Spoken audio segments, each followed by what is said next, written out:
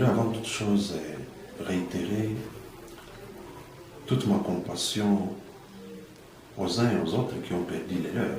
Je parle ici des membres des familles biologiques, de ceux qui ont été tués en date du 30 août. Je tiens également à présenter la même compassion à toute la population du Goma et du Nord Kivu, parce que nous avons perdu tous les nôtres, nos compatriotes.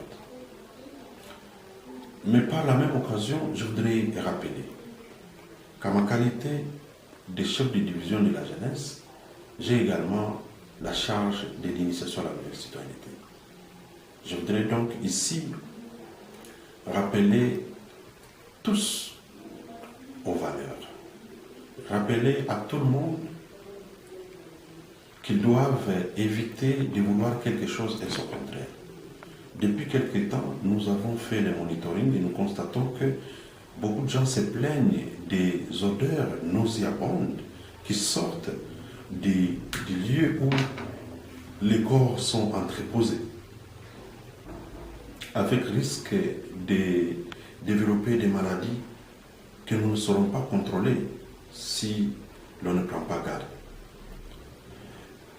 Beaucoup ont réclamé à ce que les victimes soient enterrées.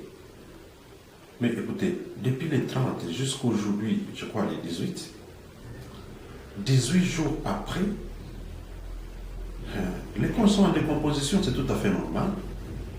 Et que notre loi,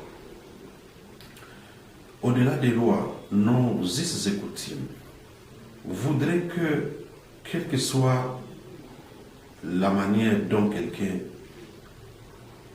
est mort, qu'il puisse bénéficier de l'enterrement digne. Il doit bénéficier des hommages dignes. C'est pour ainsi dire que nous devons permettre à ce que les gens qui sont tombés les 30, dont les corps sont en état de décomposition, soient enterrés.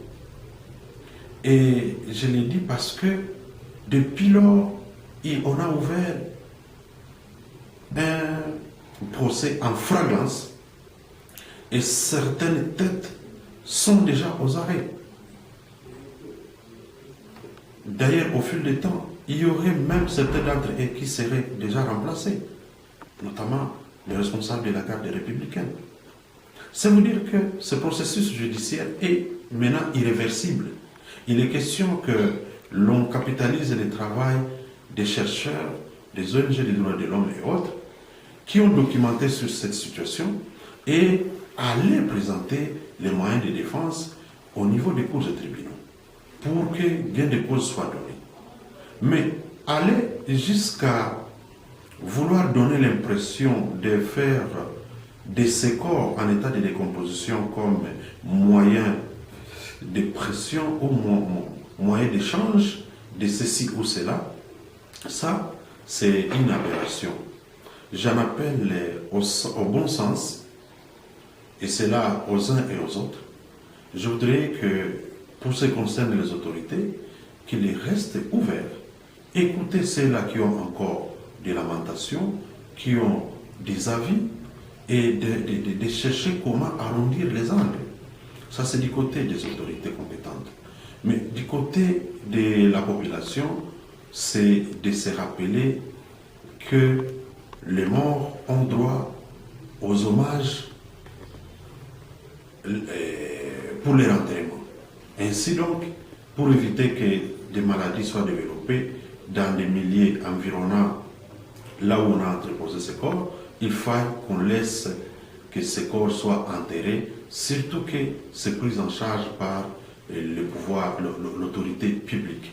Voilà pourquoi j'estime qu'il faille beaucoup de sagesse, éviter surtout de laisser la passion l'emporter sur la raison, éviter les fanatismes, éviter le populisme éviter la récupération politicienne, puisque je vois avec certains acteurs, égard au contexte actuel préélectoral, mais aussi et surtout se rappeler que la patrie passe avant les partis. Donc, quels que soient les camps où les uns et les autres se trouvent, ils doivent savoir que la patrie doit être au-dessus de tout, l'intérêt général doit être au-dessus de tout, et de ne pas plonger ni la ville ni la province dans les chaos.